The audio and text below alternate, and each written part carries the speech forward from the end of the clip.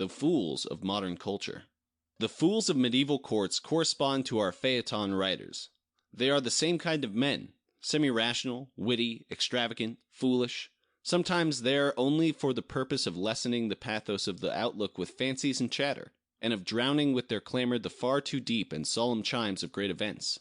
They were formerly in the service of princes and nobles, now they are in the service of parties, since a large portion of the old obsequiousness in the intercourse of the people with their prince still survives in party feeling and party discipline. Modern literary men, however, are generally very similar to the feuilleton writers. They are the fools of modern culture, whom one judges more leniently when one does not regard them as fully responsible beings. To look upon writing as a regular profession should justly be regarded as a form of madness. 195. After the example of the Greeks. It is a great hindrance to knowledge at present that, owing to centuries of exaggeration of feeling, all words have become vague and inflated. The higher stage of culture, which is under the sway, though not under the tyranny, of knowledge, requires great sobriety of feeling and thorough concentration of words, on which points the Greeks in the time of Demosthenes set an example to us. Exaggeration is a distinguished mark of all modern writings, and even when they are simply written the expressions therein are still felt as too eccentric. Careful reflection, conciseness, coldness, plainness, even carried intentionally to the farthest limits, in a word, suppression of feeling and taciturnity, these are the only remedies. For the rest, this cold manner of writing and feeling is now very attractive, as a contrast, and to be sure there is a new danger therein, for intense cold is as good as stimulus as a high degree of warmth. 196. Good narrators, bad explainers. In good narrators there is often found an admirable psychological sureness and logicalness, as far as these qualities can be observed in the actions of their personages, in positively ludicrous contrast to their inexperienced psychological reasoning, so that their culture appears to be as extraordinarily high one moment as it seems regrettably defective in the next. It happens far too frequently that they give an evidently false explanation of their own heroes and their actions. Of this there is no doubt, however improbable the thing may appear. It is quite likely that the greatest pianoforte player has thought but little about the technical conditions and the special virtues, drawbacks, usefulness, and tractability of each finger, dactylic ethics, and makes big mistakes whenever he speaks of such things. 197. The writings of acquaintances and their readers.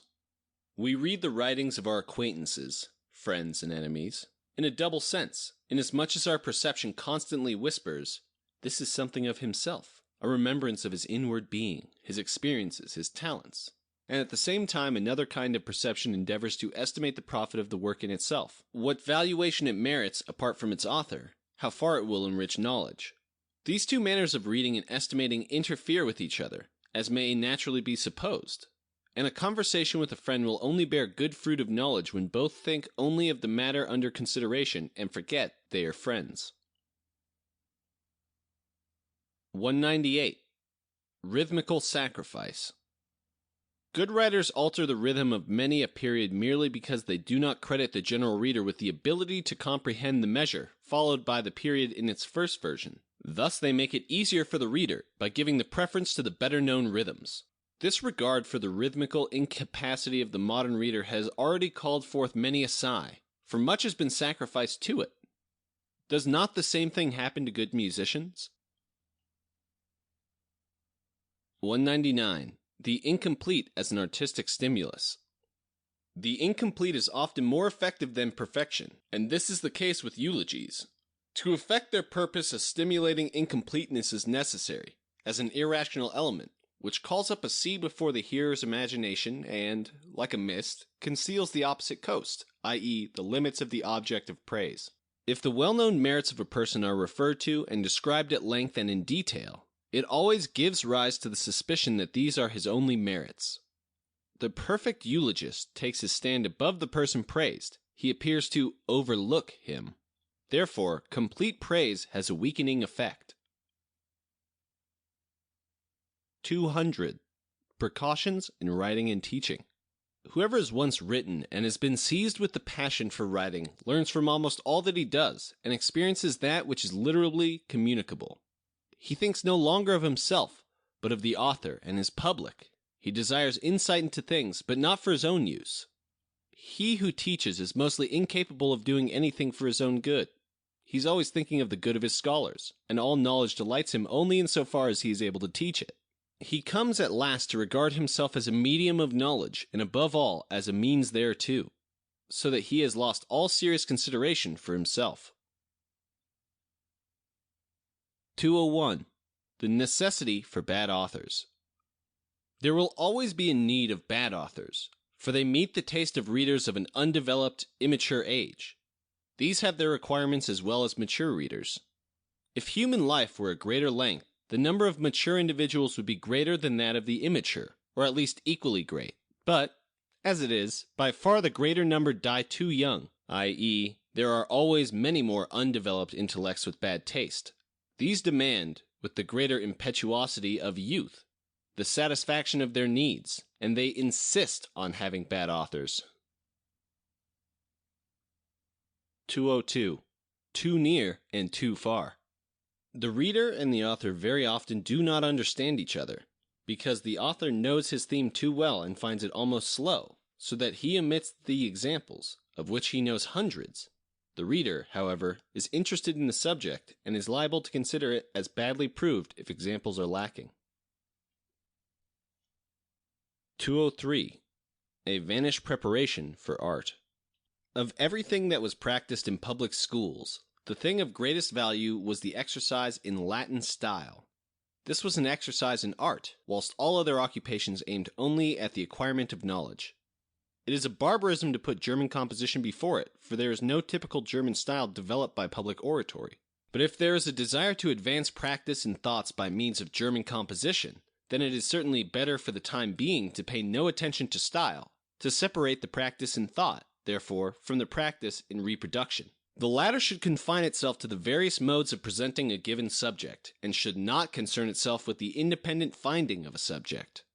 The mere presentment of given subject was the task of the Latin style, for which the old teachers possessed a long-vanished delicacy of ear. Formerly, whoever learned to write well in a modern language had to thank this practice for the acquirement. Now we are obliged to go to school to the older French writers. But yet more, he obtained an idea of the loftiness and difficulty of form, and was prepared for art in the only right way, by practice. 204. Darkness and overbrightness side by side. Authors who, in general, do not understand how to express their thoughts clearly are fond of choosing, in detail, the strongest, most exaggerated distinctions and superlatives. Thereby is produced an effect of light, which is like torchlight in intricate forest paths. 205. Literary painting. An important object will be best described if the colors for the painting are taken out of the object itself, as a chemist does, and then employed like an artist, so that the drawing develops from the outlines and transitions of the colors. Thus the painting acquires something of the enticing natural element which gives such importance to the object itself. 206. Books which teach how to dance. There are authors who, by representing the impossible as possible, and by talking of morality and cleverness, as if both were merely moods and humors assumed at will, produce a feeling of exuberant freedom, as if man stood on tiptoe and were compelled to dance from sheer inward delight. 207. Unfinished thoughts. Just as not only manhood, but also youth and childhood have a value per se, and are not to be looked upon merely as passages and bridges, so also unfinished thoughts have their value. For this reason we must not torment a poet with subtle explanations, but must take pleasure in the uncertainty of his horizon, as if the way to further thoughts were still open. We stand on the threshold. We wait as for the digging up of a treasure. It is as if a well of profundity were about to be discovered. The poet anticipates something of the thinker's pleasure in the discovery of a leading thought, and makes us covetous, so that we give chase to it. But it flutters past our head and exhibits the loveliest butterfly wings, and yet it escapes us. 208. The book grown almost into a human being. Every author is surprised anew at the way in which his book, as soon as he has sent it out, continues to live a life of its own. It seems to him as if one part of an insect had been cut off and now went on its own way. Perhaps he forgets it almost entirely. Perhaps he rises above the view expressed therein. Perhaps even he understands it no longer, and has lost that impulse upon which he soared at the time he conceived the book. Meanwhile, it seeks its readers, inflames life, pleases, horrifies, inspires new works, becomes the soul of design and actions. In short, it lives like a creature endowed with a mind and soul, and yet is no human being.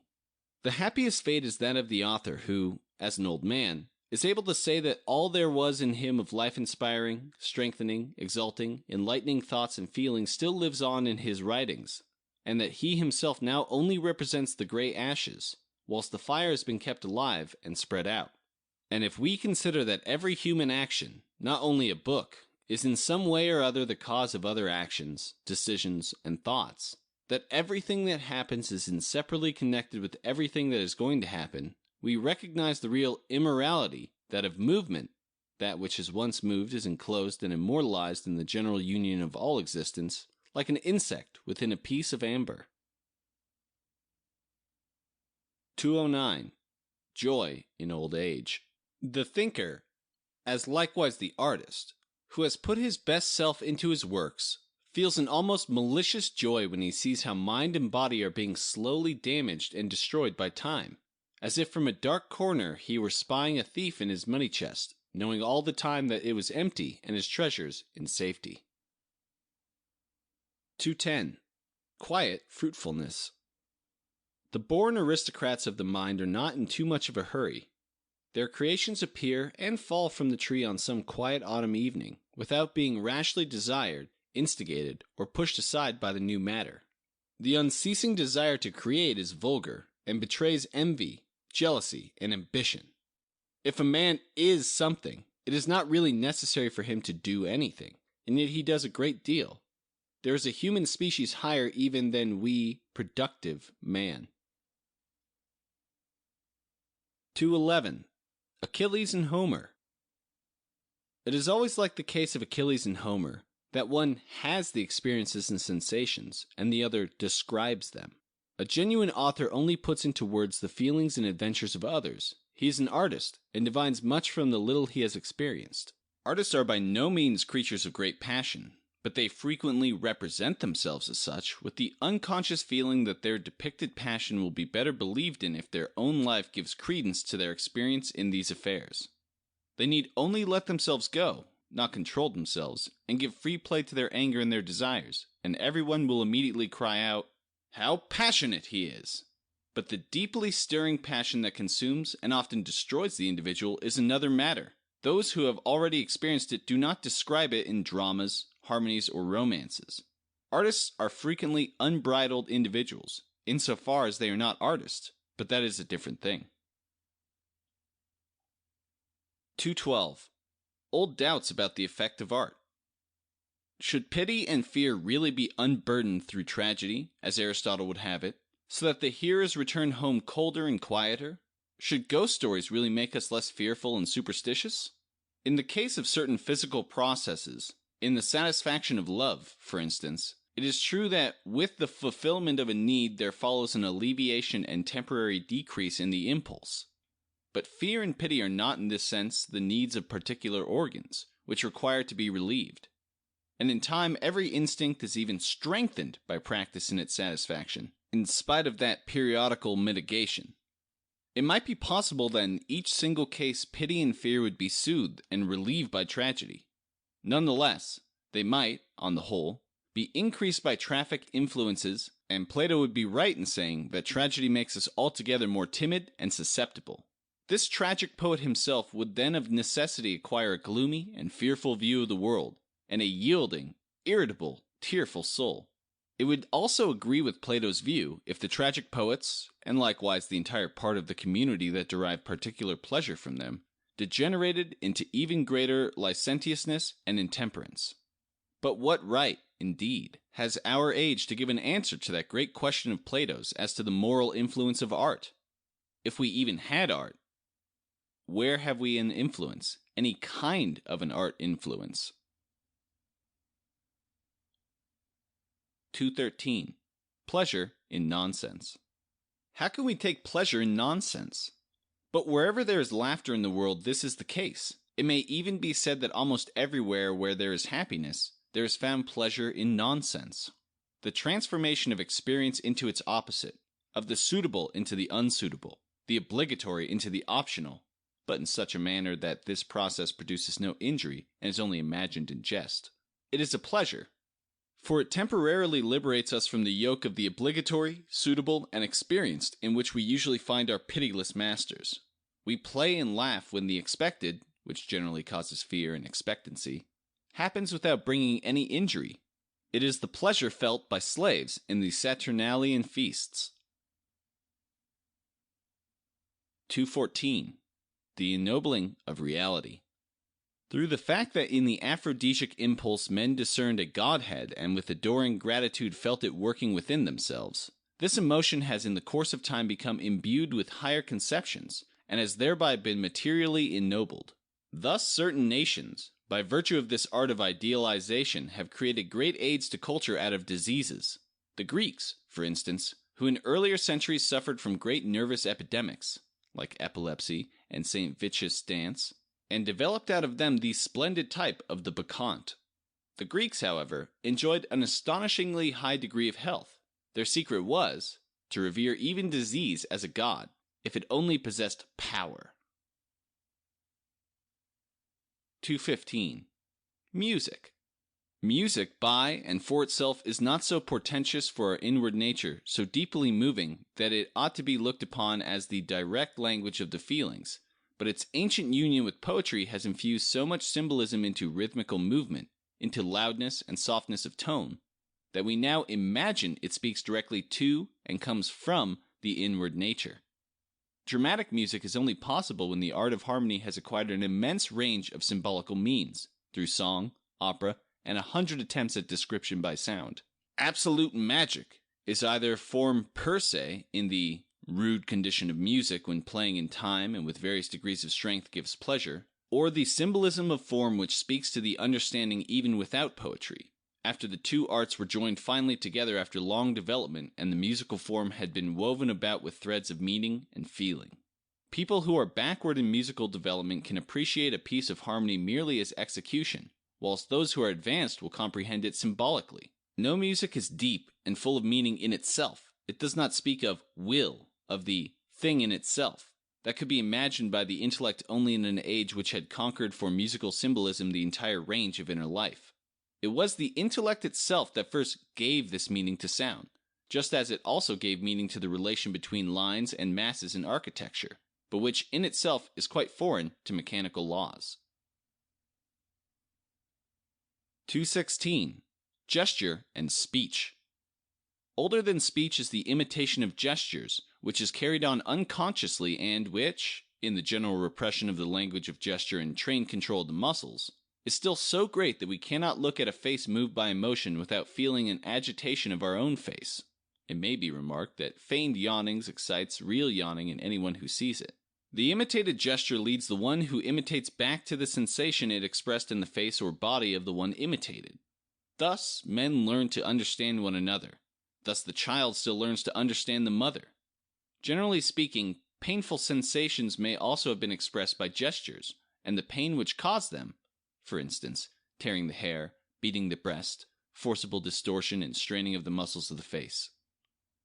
On the other hand, gestures of joy were themselves joyful and lent themselves easily to the communication of the understanding. Laughter, as the expression of the feeling when being tickled, serves also for the expression of the other pleasurable sensations. As soon as men understand each other by gestures, there could be established a symbolism of gesture. I mean, an understanding could be arrived at respecting the language of accents, so that first accent and gesture, to which it was symbolically added, were produced, and later on the accent alone. In former times there happened very frequently that which now happens in the development of music, especially of dramatic musics. While music, without explanatory dance and pantomime, language of gesture, is at first only empty sound, But by long familiarity with that combination of music and movement, the ear becomes schooled into instant interpretation of the figures of sound, and finally attains a height of quick understanding, where it has no longer any need of visible movement, and understands the sound poet without it.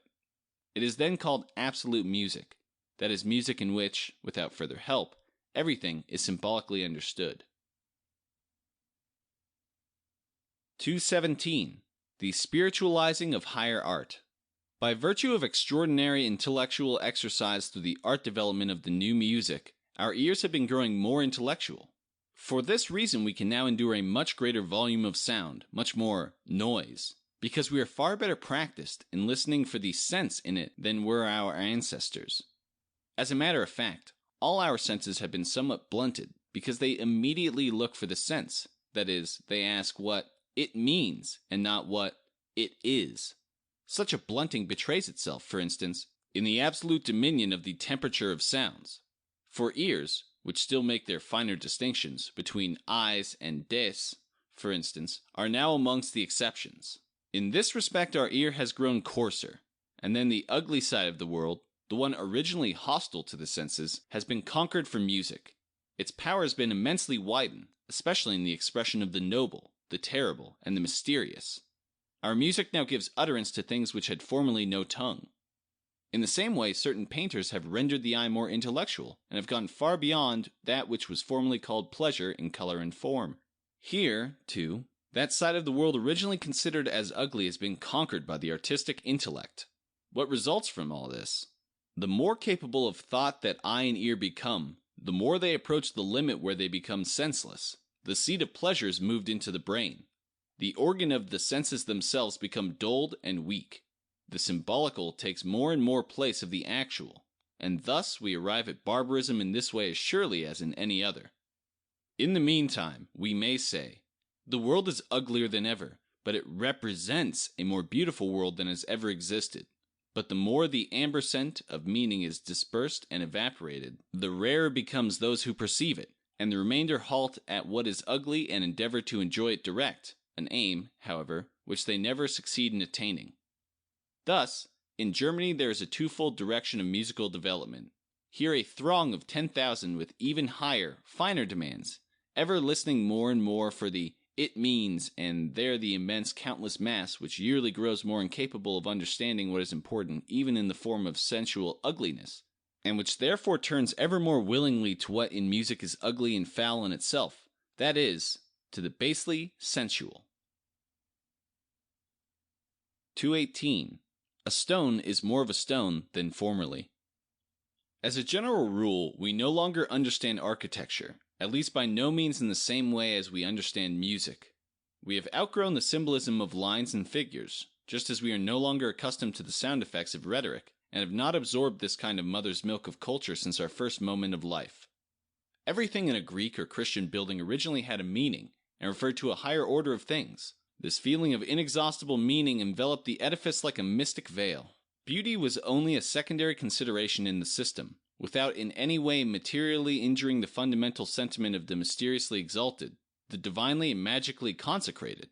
At the most, beauty tempered horror, but this horror was everywhere presupposed. What is the beauty of a building now? The same thing as the beautiful face of a stupid woman, a kind of mask.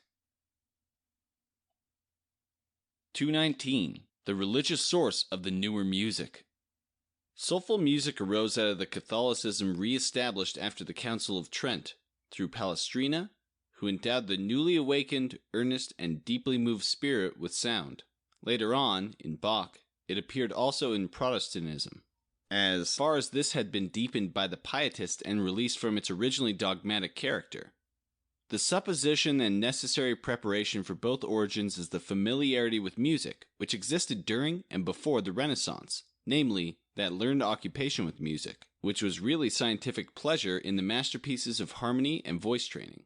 On the other hand, the opera must have preceded it, wherein the layman made his protest against a music that had grown too learned and cold, and endeavored to re-endow polyhymnia with a soul.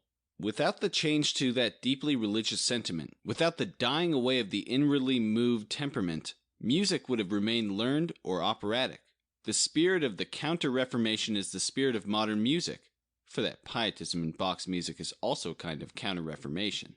So deeply are we indebted to this religious life. Music was the Counter-Reformation in the field of art.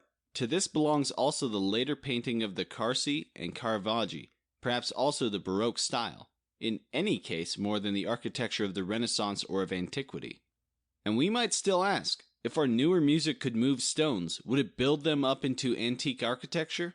I very much doubt it. For that which predominates in this music, affections, pleasure and exalted, highly strained sentiments, the desire to be alive at any cost, the quick change of feeling, the strong relief effects of light and shade, the combination in the ecstatic and naive, all this has already reigned in the plastic arts and created new laws of style. But it was neither in the time of antiquity nor of the Renaissance. 220. The beyond in art. It is not without deep pain that we acknowledge the fact that in their loftiest soarings, artists of all ages have exalted and divinely transfigured precisely those ideas which we now recognize as false. They are the glorifiers of humanity's religious and philosophical errors, and they could not have been this without belief in the absolute truth of these errors. But if the belief in such truth diminishes at all, if the rainbow colors at the furthest end of human knowledge and imagination fade, then this kind of art can never reflourish, for, like the Divina Commedia, Raphael's paintings, Michelangelo's frescoes, and Gothic cathedrals, they indicate not only a cosmic but also metaphysical meaning in the work of art. Out of all this will grow a touching legend that such an art and such an artistic faith once existed. 221. Revolution in poetry. The strict limit which the French dramatists marked out with regard to unity of action, time and place, construction of style, verse and sentence, selection of words and ideas, was a school as important as that of counterpoint and fugue in the development of modern music or that of the Gorgiatic figures in Greek oratory. Such a restriction may appear absurd. Nevertheless, there is no means of getting out of naturalism except by confining ourselves at first to the strongest, perhaps most arbitrary, means. Thus we gradually learn to walk gracefully on the narrow paths that bridge giddy abysses, and acquire great suppleness of movement as a result, as the history of music proves to our living eyes. Here we see how, step by step, the fetters get looser, until at last they may appear to be altogether thrown off. This appearance is the highest achievement of a necessary development in art. In the art of modern poetry there existed no such fortunate, gradual emerging from self-imposed fetters. Lessing held up to scorn in Germany the French form, the only modern form of art, and pointed to Shakespeare. And thus the steadiness of that unfettering was lost, and a spring was made into naturalism, that is, back into the beginnings of art.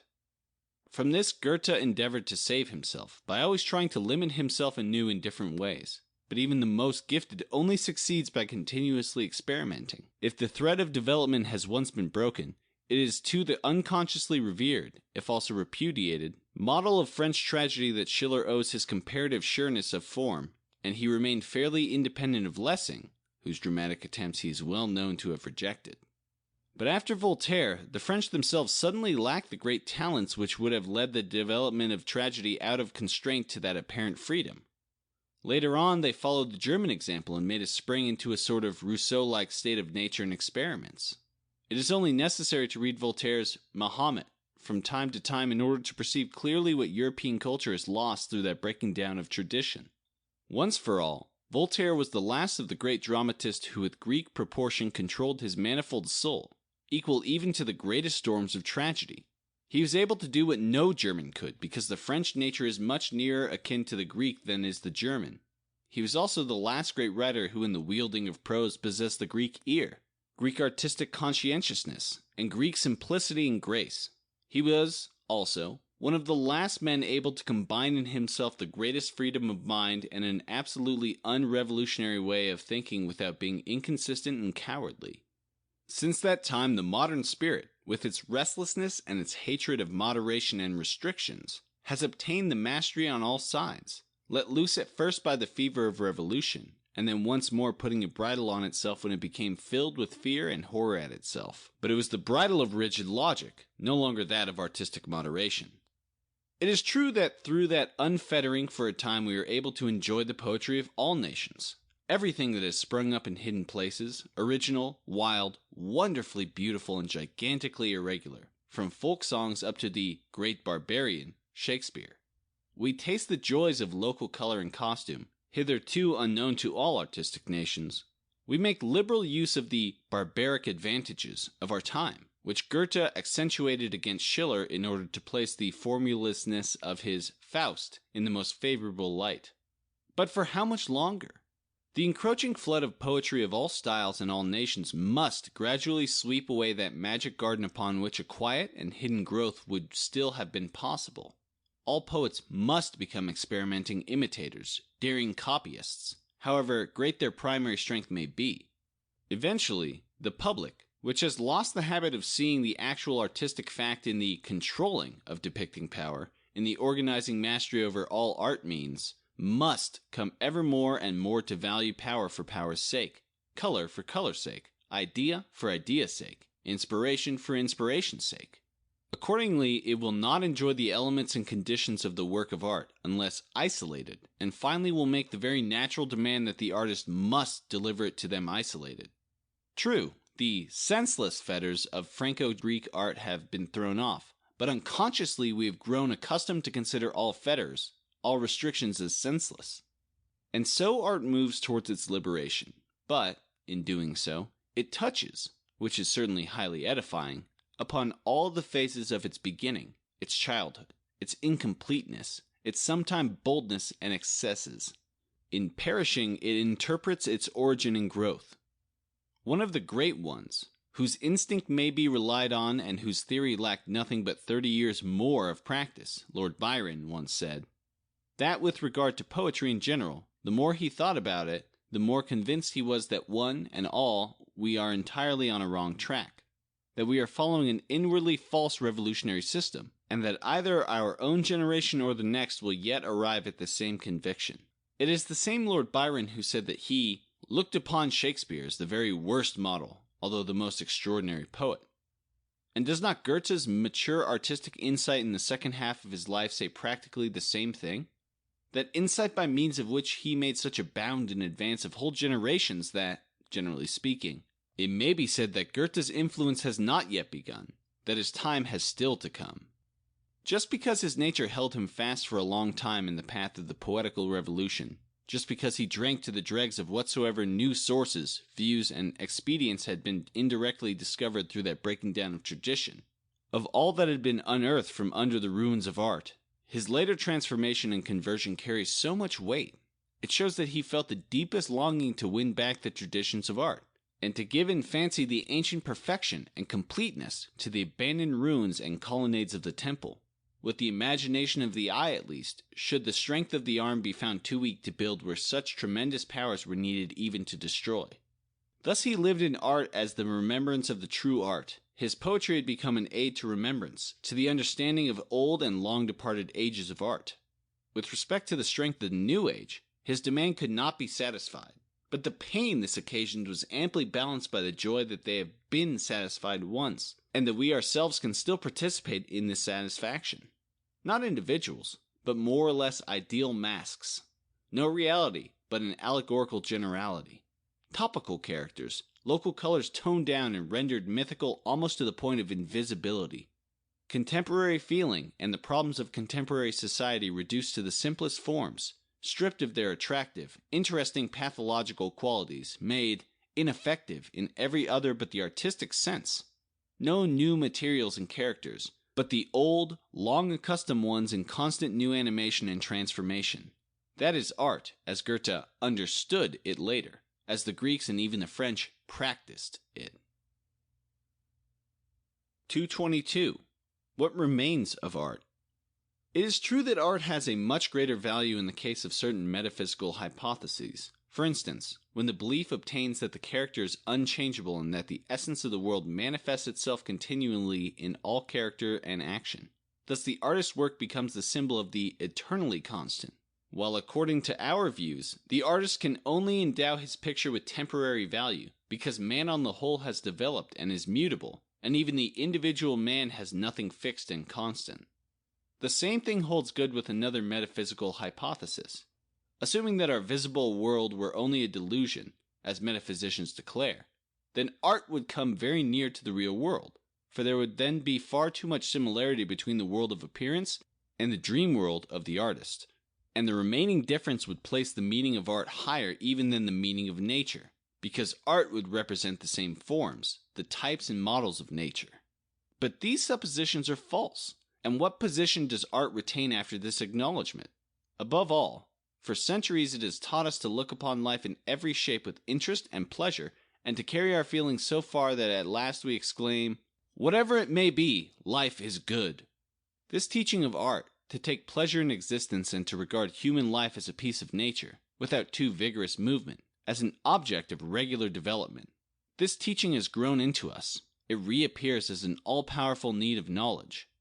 We could renounce art, but we should not therewith forfeit the ability it has taught us, just as we have given up religion, but not the exalting and intensifying of temperament acquired through religion. As the plastic arts and music are the standards of that wealth of feeling really acquired and obtained through religion, so also, after a disappearance of art, the intensity and multiplicity of the joys of life which it had implanted in us would still demand satisfaction. The scientific man is the further development of the artistic man. 23. The afterglow of art. Just as in old age we remember our youth and celebrate festivals of memory, so in a short time mankind will stand towards art. Its relation will be that of a touching memory of the joys of youth. Never, perhaps, in former ages was art dealt with so seriously and thoughtfully as now when it appears to be surrounded by the magic influence of death. We call to mind that Greek city in southern Italy, which once a year still celebrates its Greek feasts, amidst tears and mourning that foreign barbarism triumphs ever more and more over the customs its people brought with them into the land. And never has Hellenism been so much appreciated, nowhere has this golden nectar been drunk with so great delight, as amongst these fast disappearing Hellenes. The artist will soon come to be regarded as a splendid relic, and to him, as to a wonderful stranger on whose power and beauty depended the happiness of former ages, there will be paid such honor as is not often enjoyed by one of our race. The best in us is perhaps inherited from the sentiments of former times, to which it is hardly possible for us now to return by direct ways. The sun has already disappeared, but the heavens of our life are still glowing and illumined by it, although we can behold it no longer.